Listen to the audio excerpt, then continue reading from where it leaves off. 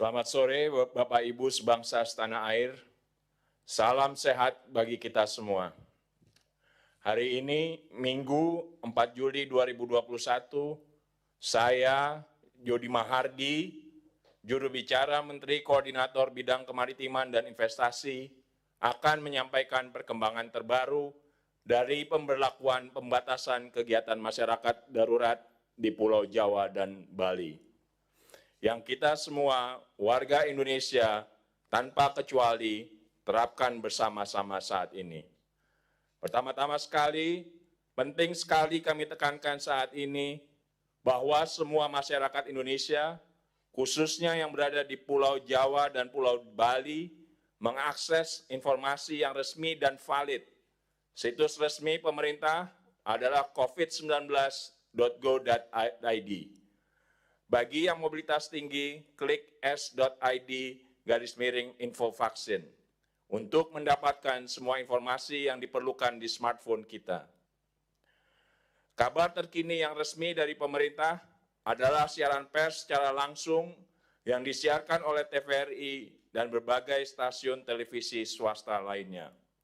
Juga disiarkan secara langsung oleh RRI, Radio Republik Indonesia, dan berbagai stasiun radio lainnya. Siaran ini dilakukan setiap hari sejak Jumat 2 Juli 2021 sampai dengan 20 Juli 2021 pada pukul 17.00 waktu Indonesia Barat. Tanpa kecuali, jangan asal percaya semua informasi di media sosial mengenai penerapan PPKM darurat. Pastikan periksa ulang semua berita dan informasi yang kita dapat. Bagi mereka yang dengan sengaja dan menyebarluaskan hoax, berita tidak benar, akan diambil tindakan yang tegas, sama seperti para pelanggar PPKM darurat lainnya. Ingat, berita salah dapat menyesatkan pasien dan keluarga yang sedang menderita saat ini. Bahkan dapat mencelakakan orang yang masih sehat. Jangan sampai nyawa orang lain celaka karena hoax yang Anda sebar. Cek kebenaran berita. Apabila terbukti salah dan tidak valid, berhenti di tangan Anda. Hapus, ganti sebar berita resmi dari pemerintah. Bapak, Ibu, Saudara sekalian, setelah kemarin pemerintah sudah mengatur perjalanan dalam negeri, hari ini seluruh warga negara asing yang masuk ke Indonesia wajib menunjukkan kartu vaksin atau fully vaccinated dan hasil PCR negatif COVID-19. Saat tiba di gerbang kedatangan internasional, mulai Selasa 6 Juli 2021, 2 hari lagi dari sekarang, ketentuan detail dan petunjuk pelaksanaan dari peraturan ini segera akan diatur oleh Surat Edaran Satgas Penanganan COVID-19.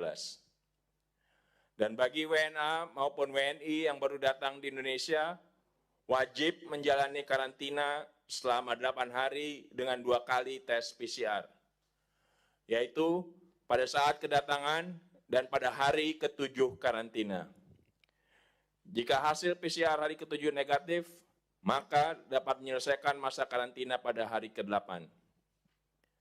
Bagi WNI yang baru datang dari luar negeri dan belum divaksin, akan segera divaksinasi sesaat sampai di Indonesia.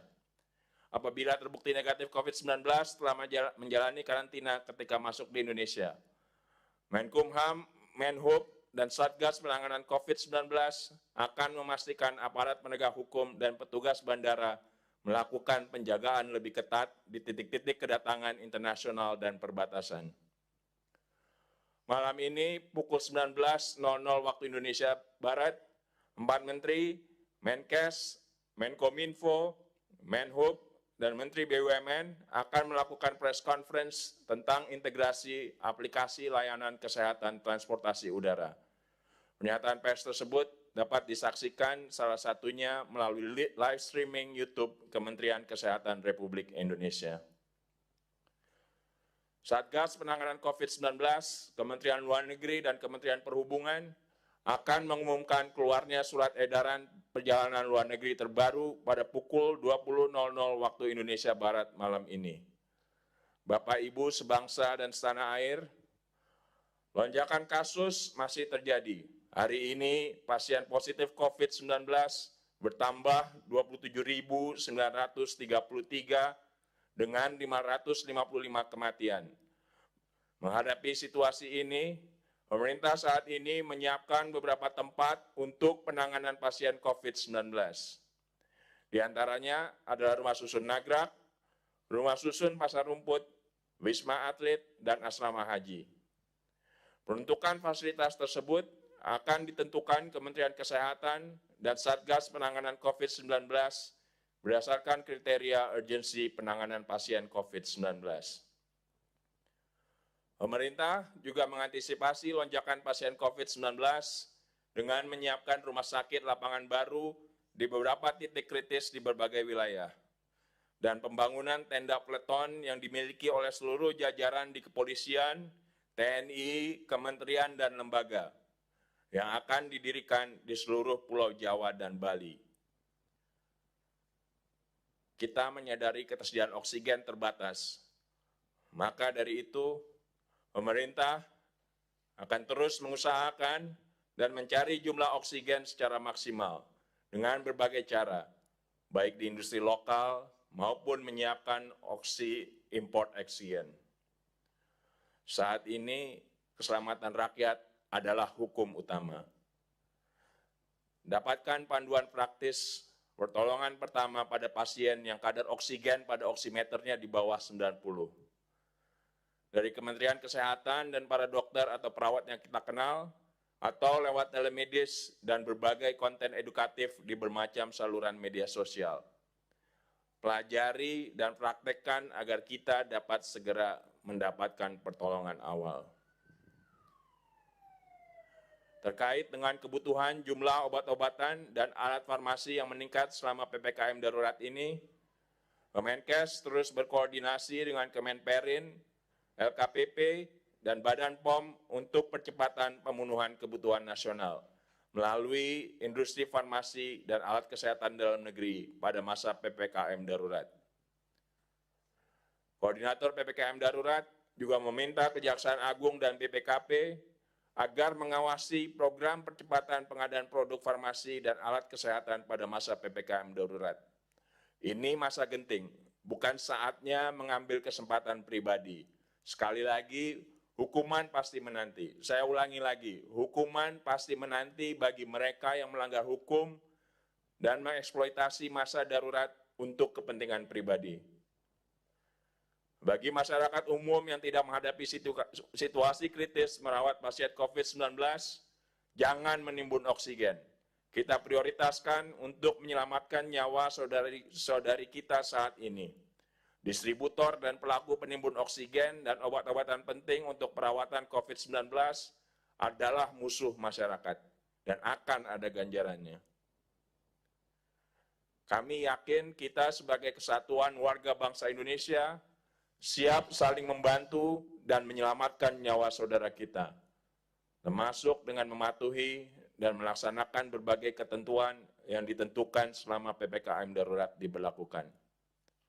Tetap di rumah, selalu pakai masker, lebih baik apabila didobel, rajin cuci tangan, dan patuhi protokol kesehatan harga mati. Tidak mematuhinya akan berujung sanksi atau keselamatan nyawa Anda dan orang lain. Tetap bersatu melawan COVID-19. Semoga Tuhan melindungi dan menyehatkan seluruh bangsa Indonesia. Sekarang saya persilahkan juru bicara Kementerian Perhubungan Ibu Adita Irawati untuk menyampaikan informasi pengaturan perjalanan pada masa PPKM darurat. Pada Ibu Adita saya persilahkan.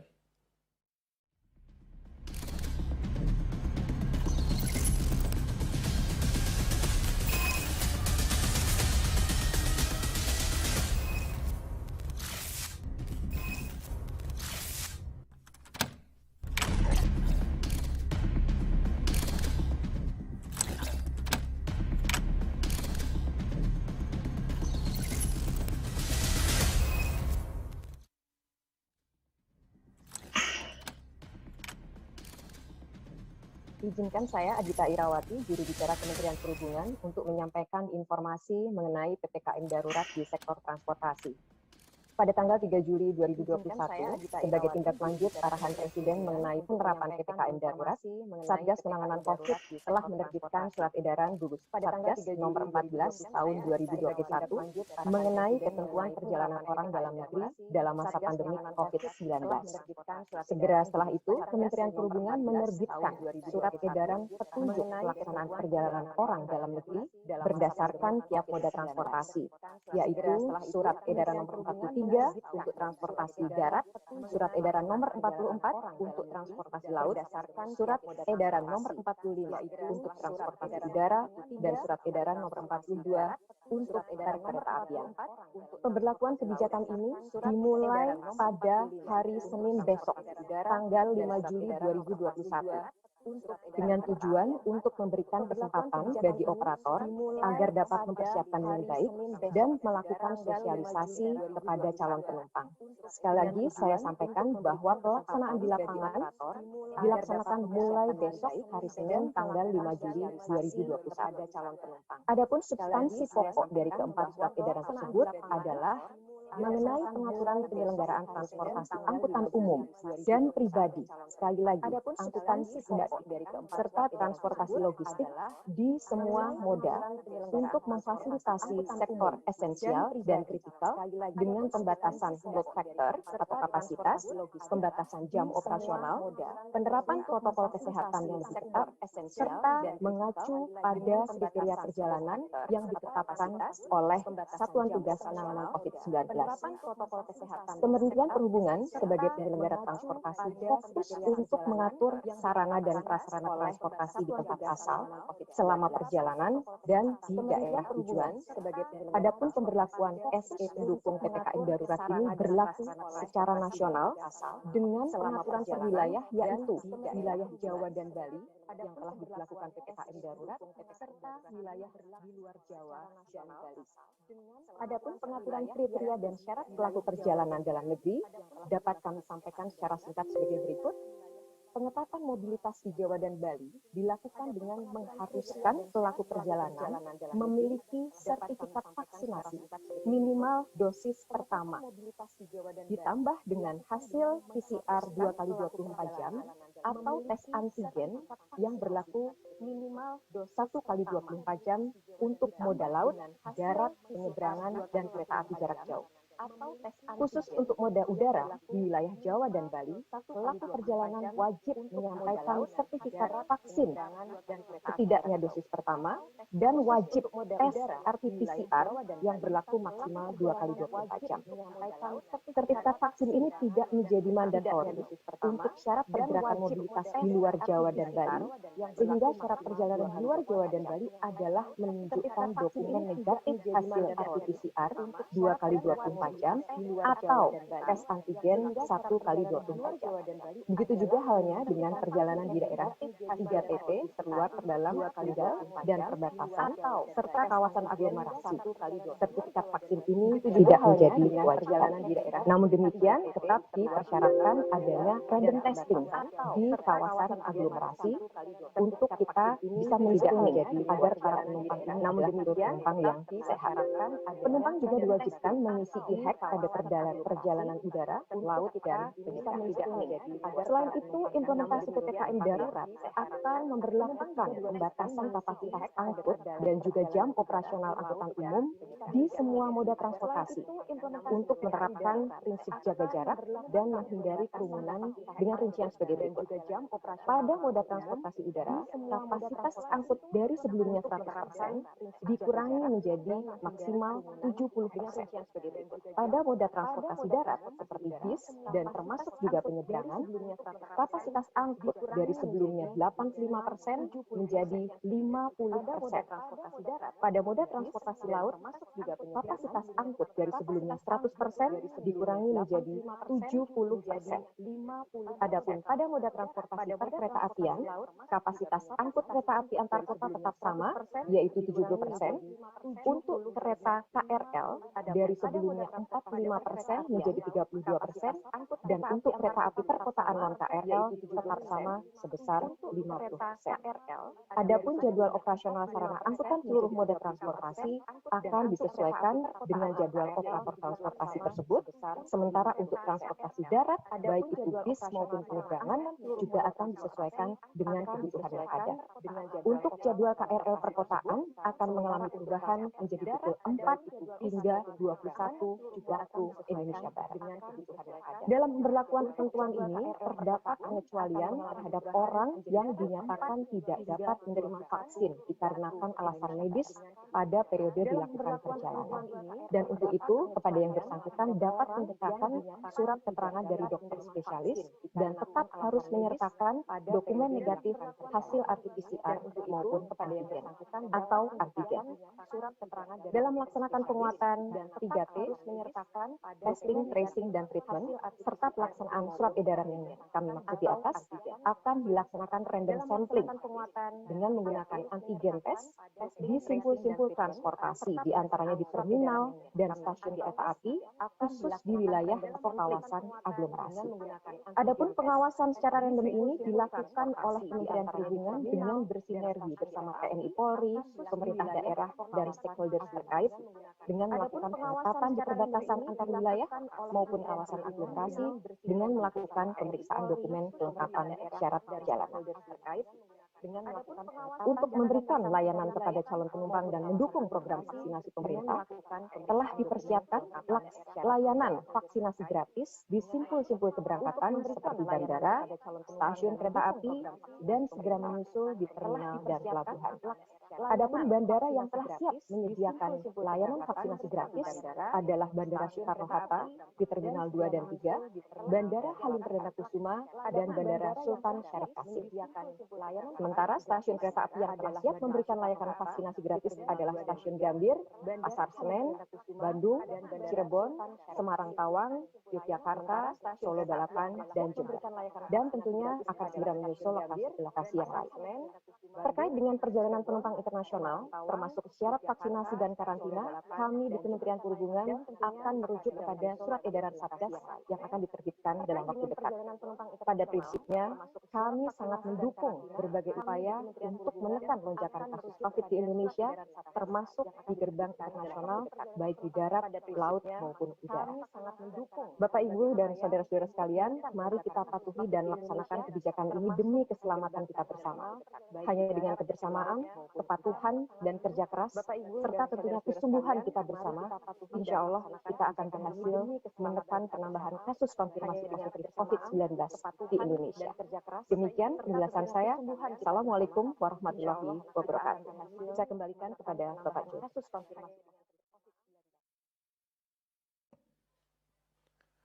Terima kasih Ibu Adita. Kita dukung semua pelaksanaan kebijakan-kebijakan tersebut. Bapak Ibu sebangsa setanah air, seperti saya telah sebutkan, ada cara kita merespon dengan cepat apabila saturasi oksigen turun.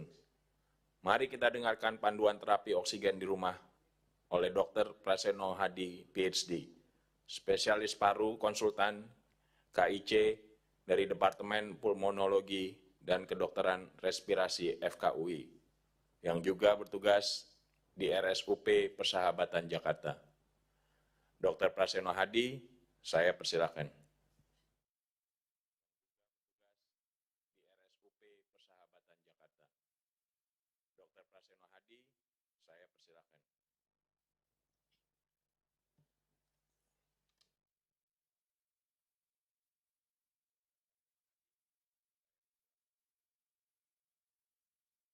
Terima kasih.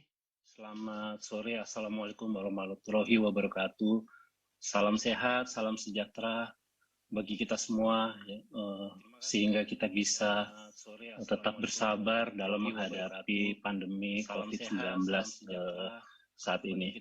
Kita tahu bahwa saat ini kita memasuki gelombang kedua pandemi COVID-19. Gelombang 1 kita sudah lewati, dan ternyata gelombang 2 yang kita hadapi saat ini ternyata lebih hebat daripada gelombang 1 yang lalu. Dan kita tahu penyakit ini penyakit yang disebabkan oleh virus yang menyebar dengan cepat, baik secara droplet maupun airborne.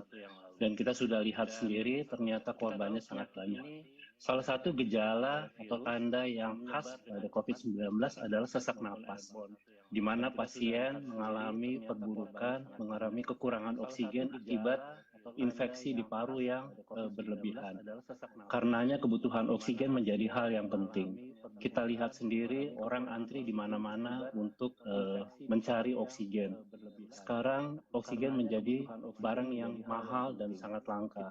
Padahal jujur saja Tuhan menciptakan membuat oksigen ini secara gratis. Ya. Kemudian apa saja yang mesti kita lakukan atau trik yang bisa yang kita lakukan untuk rakyat Indonesia dalam menghadapi pandemi ini kalau terjadi sesak napas. Kita tahu, kita lihat bahwa rumah sakit sudah kekurangan oksigen. Kemudian pasien sudah berjubel di mana-mana, di IGD tidak bisa masuk ke ruang rawat.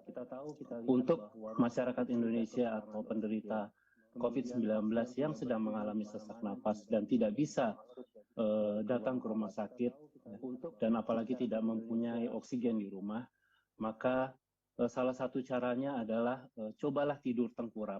Ya, tidur tengkurap secara berkala, lakukanlah selama setengah jam atau 1 jam. Ya, dilakukan berulang-ulang.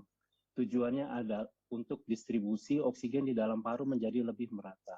Kalau tidak sanggup melakukan tidur tengkurap, bisa dilakukan tidur miring ke kanan maupun miring ke kiri. Ya, itu adalah salah satu cara untuk memperbaiki oksigenasi di dalam paru kita, terutama pada penderita yang sakit. Nah, selain itu, alangkah baiknya kalau pasien atau keluarga mempunyai alat yang disebut dengan pulse oximetry.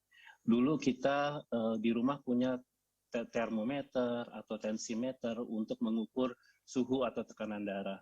Saat ini pulse oximetry atau alat untuk mengukur saturasi oksigen menjadi sangat penting. Kalau nanti penderita atau ada warga kita yang sakit dan saturasi oksigennya kurang dari 90, maka segeralah beri oksigen. Ya, kemudian tidur tengkurap, miring kanan atau miring kiri. Kalau dengan usaha itu kita tidak bisa lakukan, maka mau tidak mau kita harus mungkin membeli oksigen atau mengupayakan oksigen. Kalau tidak bisa juga mau tidak mau harus dirujuk ke rumah sakit. Itu sedikit trik untuk masyarakat Indonesia bagaimana mengatasi sesak nafas dalam menghadapi pandemi COVID-19. Demikian yang bisa saya sampaikan. Saya Dr. Prasetyo Hadi dari Rumah Sakit Persahabatan, Fakultas Kedokteran Universitas Indonesia, Jakarta. Wassalamualaikum warahmatullahi wabarakatuh. Salam sehat, salam sejahtera.